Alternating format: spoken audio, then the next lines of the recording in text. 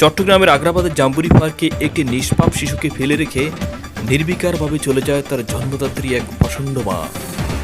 Agrabad jamboree পার্কের পূর্ব প্রথম গেটে এই শিশু বাচ্চাটিকে পাওয়া যায়। কেন এমন নিষ্ঠুর সিদ্ধান্ত? দারিদ্র, সামাজিক লজ্জা, নাকি অন্য কোনো অজানা কারণ? প্রশ্ন উঠেছে বিবেকের কাঠগড়ায়। একদিকে মাতৃত্বের মহিমা, অন্যদিকে এমন অমানবিক মানবিক চিত্র যা আমাদের সমাজকে নতুন করে ভাবতে বাধ্য করেছে। গেট বন্ধ করে গেটের বাইরে গেলে এই বাচ্চাটিকে দেখতে পায় শোয়া অবস্থায়। তার গায়ে একটি চাদর, সুন্দর কাঁথা, সুন্দর জামা আছে। তখন থেকে এখন পর্যন্ত বাচ্চাটি ঘুমন্ত অবস্থায় আছে। আমি জানি না তার পিতামাতা কোথায়, কে বা কাহারা। আপনাদের লাইক, কমেন্ট, শেয়ার দ্রুত যদি ছড়িয়ে দেন, এই বাচ্চাটির পিতামাতার কাছে যেন আমরা বাচ্চাটিকে পৌঁছে দিতে পারি, সর্বোচ্চ চেষ্টা করব।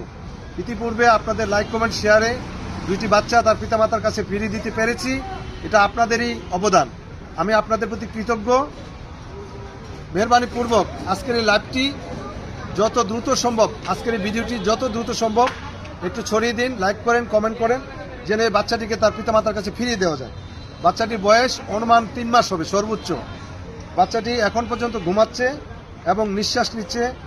আমার মনে হচ্ছে বাচ্চাটি সুস্থ আছে। তারপরেও আমি শিশু হাসপাতালে নিয়ে যাব, বাচ্চাটিকে ডাক্তার দেখাবো ইনশাআল্লাহ।